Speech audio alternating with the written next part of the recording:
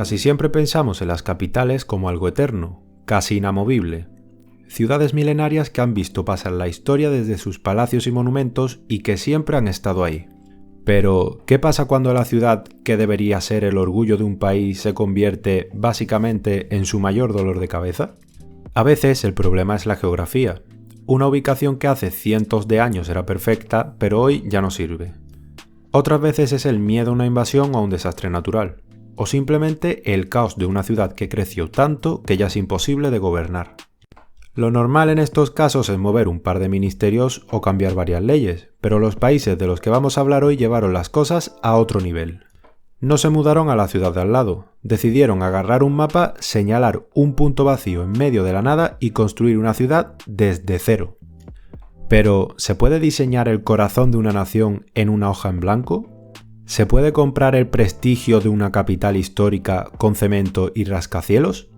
Hoy vamos a ver 3 países que cambiaron de capital hace no mucho tiempo y vamos a descubrir si esa apuesta por el futuro fue una genialidad o un error de miles de millones de dólares.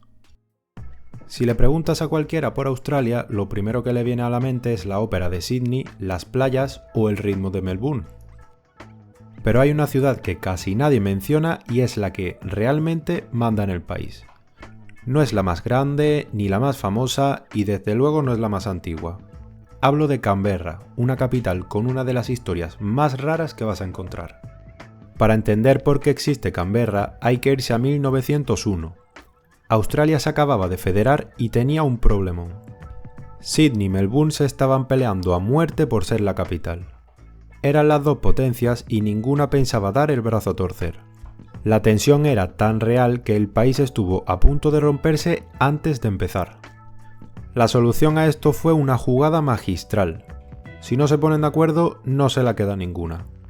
Decidieron crear una ciudad de la nada en territorio neutral, para no darle el gusto a nadie.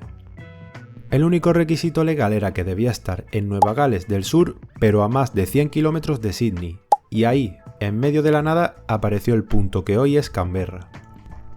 En 1911 lanzaron un concurso de diseño y lo ganó un arquitecto de Chicago, Walter Burley Griffin. Este hombre no quería diseñar una ciudad normal, quería un laberinto de geometría, avenidas gigantes y mucha naturaleza.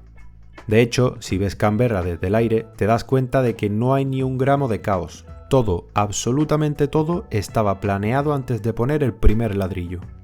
Pero ojo que no todo fue tan fácil. Durante décadas, Canberra fue básicamente un terreno en obras.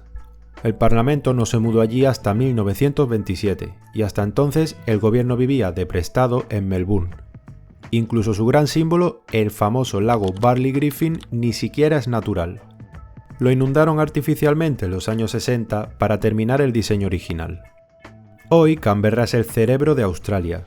Tiene el Parlamento, el Tribunal Supremo y todas las embajadas, pero sigue manteniendo ese aire extraño de ciudad jardín donde vive mucha menos gente que en las grandes metrópolis.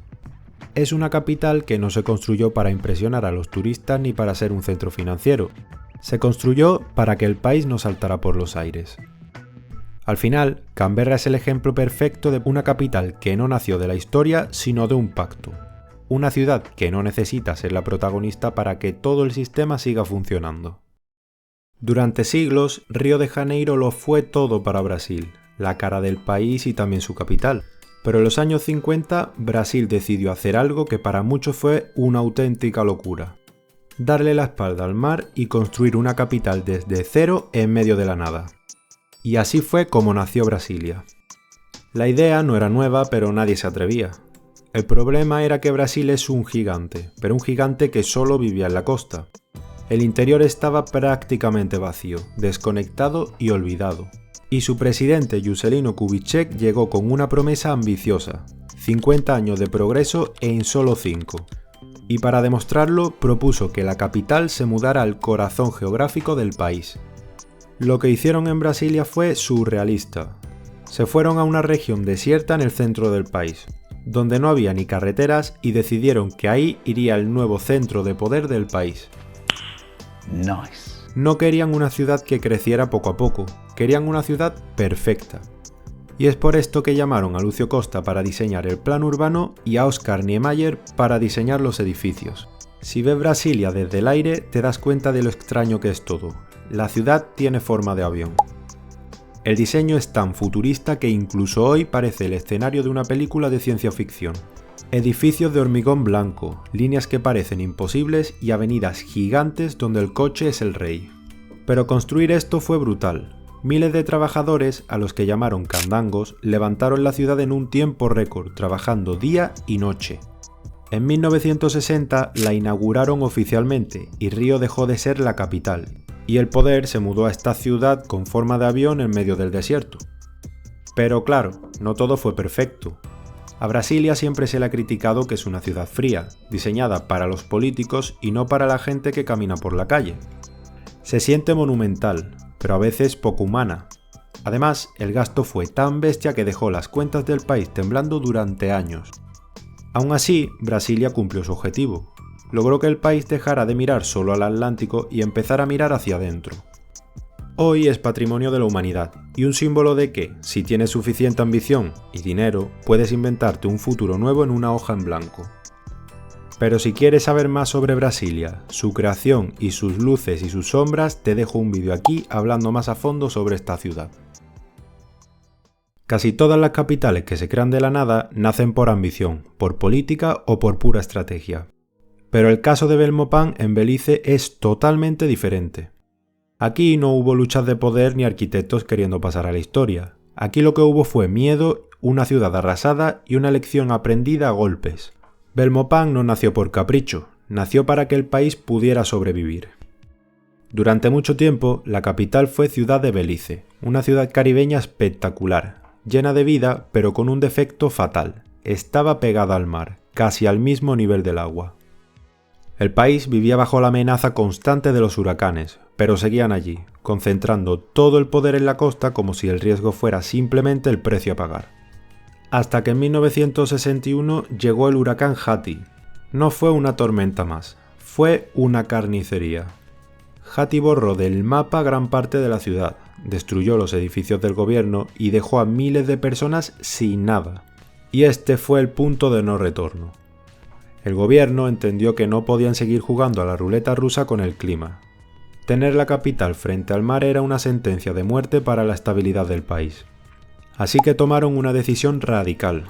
Se mudaron 80 kilómetros tierra adentro. Se fueron a una zona alta, rodeada de selva y lejos de la furia del Caribe. Allí levantaron Belmopán. Pero a diferencia de Brasilia, aquí no verás rascacielos futuristas. Belmopán es una ciudad práctica, sólida y sencilla. Sus edificios gubernamentales no buscan ganar premio de diseño, están hechos para aguantar lo que venga. En 1970 se convirtió oficialmente en la capital, y aunque al principio era poco más que un puñado de oficinas en medio de la naturaleza, cumplió su misión, proteger el cerebro del país. Lo curioso es que, décadas después, Ciudad de Belice sigue siendo el centro económico y la ciudad con más gente. Muchos beliceños ven a Belmopán como un sitio demasiado tranquilo y casi aburrido. Pero es que Belmopán no se construyó para ser divertida, ni famosa, ni para impresionar a nadie. Se construyó para ser un refugio. Hoy es una de las capitales más pequeñas del mundo, pero su historia es quizá la más real de todas. En un mundo donde el nivel del mar no para de subir, Belmopán nos recuerda que, a veces, la decisión más inteligente de una nación no es brillar, sino ponerse a salvo. Y ya repasadas estas tres ciudades, dime cuál es la historia que más te ha impactado y si crees que realmente fue una buena idea alguno de estos cambios de capital. Y ahora puedes dejar tu me gusta si te ha gustado el vídeo, dime tu opinión en los comentarios y suscríbete al canal para no perderte ningún vídeo nuevo todos los domingos.